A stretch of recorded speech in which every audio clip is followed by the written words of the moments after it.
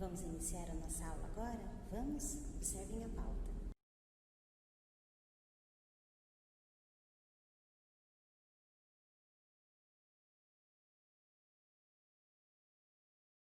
Como vocês observaram na pauta, nós vamos fazer então a correção do Trabalhando a Língua, né? Que nós vamos verificar um pouquinho sobre as regras ortográficas. E aí nós iniciamos com o conceituando, está assim. Em nosso dia a dia, é comum nos depararmos com expressões que nos causam dúvidas. Isso acontece porque muitas palavras têm som, pronúncia e grafia semelhantes, no entanto, apresentam significados diferentes. Nesta sessão, estudaremos algumas dessas expressões que nos ajudarão a ler e a escrever melhor, certo? Por quê? Quer dizer que nós estaremos trabalhando ortografia, mas não é só ortografia, as regras ortográficas. E nós iniciamos com o artigo de opinião. O artigo de opinião é sobre um caminho para explicar a consciência. Eu estava observando o texto, infelizmente eu não vou conseguir ler o texto para vocês relembrarem aquilo que vocês já conhecem, né? Porque já leram um texto. Por que eu não posso ler? Porque essa letra está muito pequenininha para mim e a minha vista ainda não está recuperada o suficiente para eu conseguir ler, né? Então, como eu já sei que eu não vou ler a grande maioria dessas palavras, um texto vai ficar um texto muito perdido, muito pausado, então eu já vou para a correção das atividades, com a certeza, é claro, de que vocês já leram o texto para poder responder as questões. Caso contrário, não tem como responder essas questões, certo? Então, o texto que nós estaremos fazendo a interpretação é um caminho para explicar a consciência, um artigo de opinião. Então, nós temos a primeira pergunta que disse assim: o autor do texto comenta que há diversas obras sobre o tema consciência e destaca o livro de Michael Gazzaniga. O que torna o livro desse autor especial? Bom, nós temos dois motivos que tornam esse livro especial. O primeiro é que Gazzaniga é um pioneiro da neurociência na pesquisa e na divulgação. O segundo é que o livro apresenta ideias novas, diferentes dos outros que estão no mercado.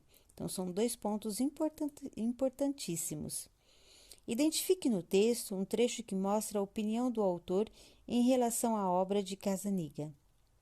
Bom, o que vocês poderiam colocar, uma das respostas seria: Gazzaniga começa o livro de modo até careta, com um apanhado de como filósofos trataram o problema mente-corpo e vai para a neurociência.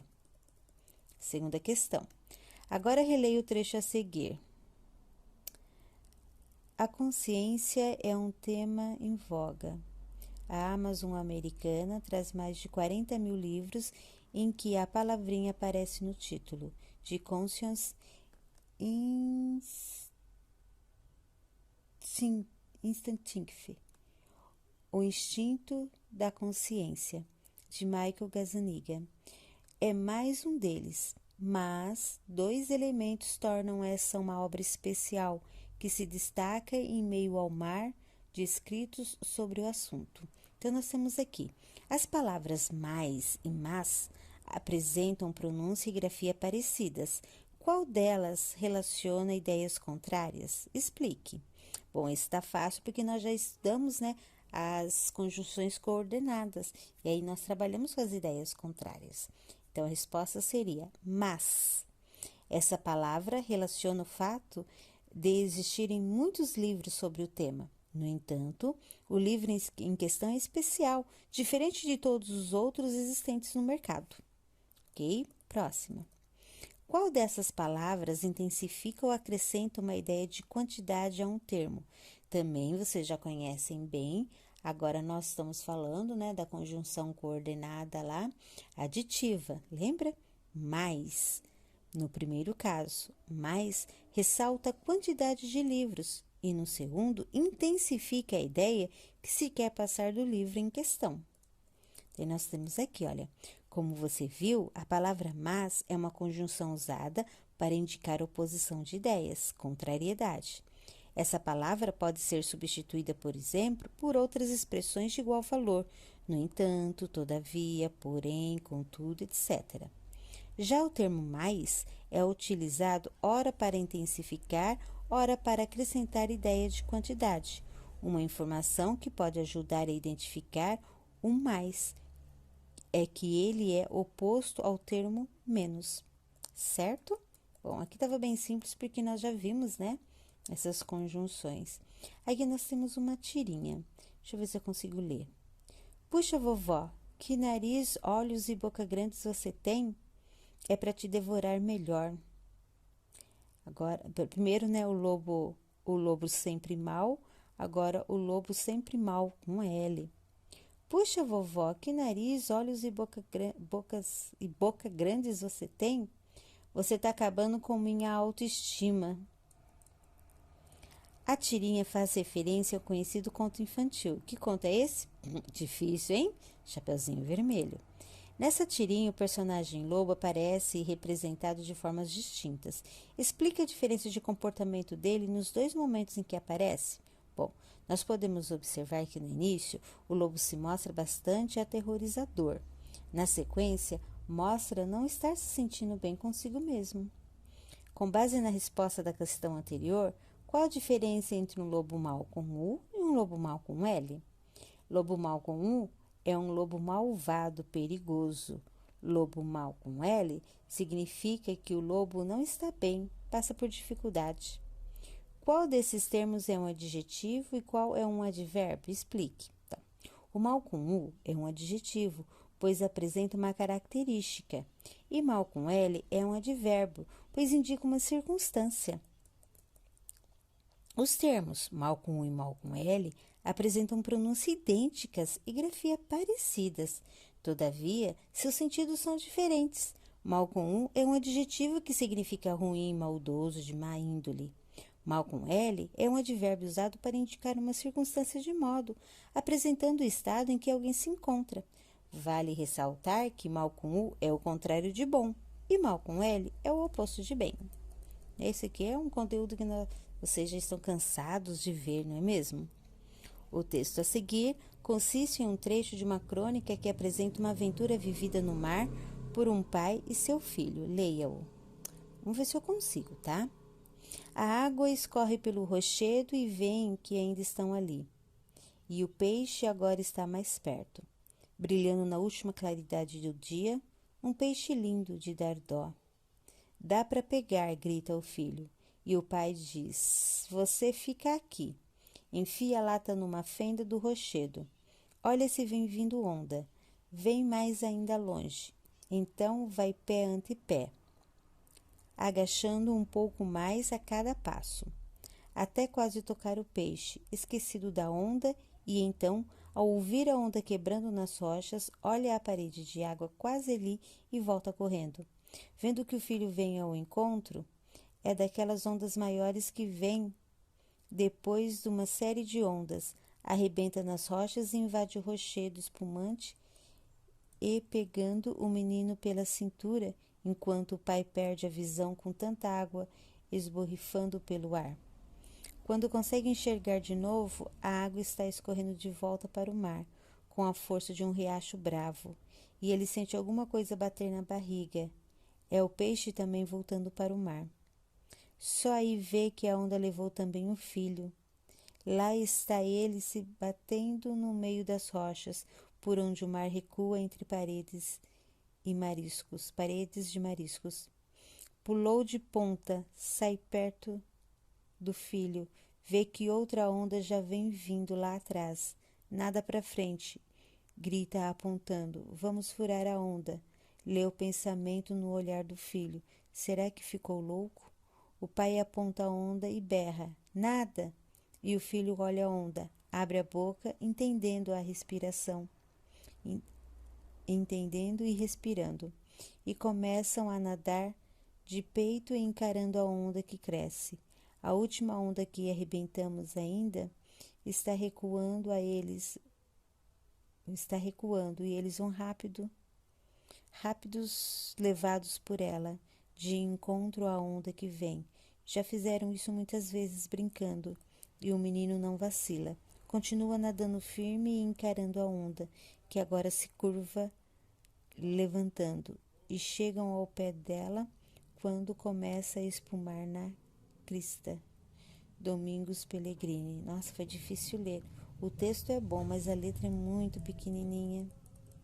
E a vista desse jeito. Então, nós temos a biografia do Domingos Pellegrini, que diz assim: ele é nascido em Londrina, do norte do Pará, em 1949. Além de escritor, o Domingos Pellegrini é editor e publicitário. É autor de diversos contos e, com seu primeiro livro de contos, intitulado O Homem em Vermelho, ganhou o prêmio mais expressivo da literatura brasileira, o Jabuti. Tá vendo só? Primeira pergunta. Qual situação foi vivenciada pelos personagens? Essa é fácil, né? Os personagens estavam no mar quando o filho foi levado pelas ondas e o pai precisou socorrê-lo. Você já vivenciou alguma situação de perigo como a retratada na história? Escreva resumidamente a seguir. Depois conte aos seus colegas. Bom, com certeza, né? Muitos de vocês já passaram pela experiência de ir para a praia, o mar está muito agitado e acabar empurrando vocês para mais fundo da água ainda, mas com certeza, precavidos como vocês são e os pais cuidadosos como são também, nada de mais grave aconteceu, né? Mas o mar, ele é muito traiçoeiro, tem que se tomar muito cuidado mesmo. E com certeza muitas pessoas já levaram uma onda bem forte nas costas e acabou caindo no mar, certo? A pergunta, quinta. Leia novamente o texto observando as expressões destacadas. Relacione as expressões a seguir com o sentido em que cada uma delas foi utilizada. Ao encontro e de encontro a. Bom, quando nós falamos ao encontro, o personagem vai em direção a algo ou alguém. E quando nós falamos de encontro a, quer dizer que o personagem se vê contra algo ou alguém. Qual dessas expressões é usada para indicar aproximação? Bom, a aproximação é ao encontro. Qual dessas expressões é usada para indicar oposição, discordância, de encontro a? Então, tem que prestar bastante atenção nessas palavras. Ao encontro, né? Porque eu estou falando que o personagem está indo em direção a algo ou alguém.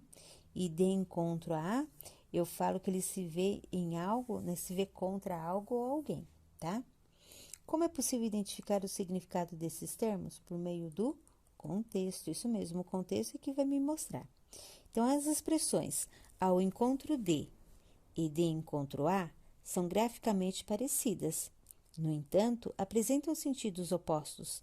Ao encontro de indica aproximar-se, ir em direção a algo, ser favorável a alguma coisa. Já a expressão de encontro a indica oposição, discordância, choque, ser contra algo. Agora nós temos aqui. Leia esses trechos de letras de canções brasileiras que fizeram muito sucesso. E que tal vocês começarem a cantar agora? Quem começa? A Maria Rita? A Maria Clara, desculpa. Depois da Maria Clara, quem é que vai? O Matheus? O Gustavo? A Alessandra? Manu? João? E assim, todo o restante? Vamos? Então. E por falar em saudade, onde anda você? Onde andam os seus olhos, que a gente não vê? Onde anda esse corpo, que me deixou morto, de tanto prazer? Vinícius de Moraes. E, olhos fechados para te encontrar, não estou ao seu lado, mas posso sonhar. A onda quer que eu vá, levo você no olhar. A onda quer que eu vá, a onda quer que eu vá. Herbert Viana. As letras das músicas apresentam o mesmo assunto? Sim, né? Pois ambas retratam a saudade do ser amado que não está próximo do eu lírico das canções. Bom, aqui na B seria qual que chamou mais a atenção. Agora seria muito pessoal mesmo, né? Qual delas chamou mais a atenção de vocês? Releia um trecho de cada uma das letras da música. Onde anda você? Aonde quer que eu vá. Em quais esses trechos há um verbo que indica estado? Explique. Bom, eu posso observar que na frase A, pois o verbo andar tem o significado de em que lugar você anda ou por onde anda. E não é verbo de estado em sentimento restrito, verbos de ligação, mas em sentido amplo, caso em que também exige onde. Esse lugar perguntado e o que se quer saber é um lugar fixo, estático, daí o uso de onde, assim também em cidade onde nasci, ok? Também foi um conteúdo que nós já vimos. Em qual dos trechos há um verbo significativo que indica ação, movimento e exige a preposição a? Bom, na frase B, pois o verbo vir indica ação e sua regência exige a preposição a, vir a um lugar, certo? Nesses trechos aparecem duas expressões graficamente parecidas, onde e aonde. O termo onde é empregado em várias situações para indicar o lugar fixo e estático, com verbos de estado ser, estar, ficar, localizar, andar, etc. Pode funcionar como pronome relativo e ser substituído por em que, no qual, a qual, nos quais e nas quais. Já o termo aonde é um advérbio de lugar, que expressa uma ideia de destino e equivale às expressões a que lugar, para que lugar. Sempre vem acompanhado de um verbo significativo, um verbo de movimento, que exige a preposição a, ir, vir, voltar, etc. Agora lê essas manchetes. Caminhada por Marielle e Anderson reúne cerca de 500 pessoas na Lapa. Bruno Alfano. Mais de 500 cientistas doutorados proclamam suas dúvidas acerca da teoria de Darwin. Letra A. Bom, a letra A é pessoal, né? Porque qual dessas manchetes mais chamou a atenção de vocês? A letra B nos fala assim: fala a relação entre os termos destacados e as funções em que cada um deles foi utilizado nas manchetes, cerca de, acerca de. Então, nós temos assim, destaca o assunto, o tema sobre o que está sendo dito, é o acerca de, tudo junto. E apresenta uma proximidade, um arredondamento, é acerca de, separado, ok? Daí vem a explicação. Deixa eu pegar aqui bem breve. Como você notou, acerca de e cerca de também se aproximam quanto ao som e à grafia, mas diferente quanto ao sentido. A expressão acerca de é uma locução prepositiva que equivale a sobre, a respeito de. Exemplo: pouco sabíamos acerca de medicina preventiva. Quero lhe falar acerca do resultado da prova. Já a expressão cerca de é uma locução prepositiva que equivale aproximadamente mais ou menos. O aluguel custava certo de 1/4 da renda do casal. Cerca de 2 anos atrás consegui fazer, enfim, a viagem dos meus sonhos. A expressão acerca de tem o mesmo sentido de cerca de, aproximadamente, só que precedida da preposição a, trocando-se de tempo, indica previsão para o futuro. Exemplos: estamos a cerca de 2 quilômetros da cidade em que meu irmão nasceu, aproximadamente. Definiremos o roteiro a cerca de 20 dias, previsão para o futuro. Além dessas expressões, existe outra parecida com essa e que também pode causar a dúvida. A expressão acerca de com H indica contagem de tempo passado e significa faz aproximadamente. Exemplo: a carta foi enviada há cerca de 20 anos, com H. Há cerca de 2 anos estou tentando me aposentar, certo? E depois disso eu deixo as atividades para vocês fazerem em casa, tá? Faça com bastante atenção as atividades e na próxima aula nós estaremos corrigindo, tudo bem? Então, boa atividade para vocês. Até a nossa próxima aula.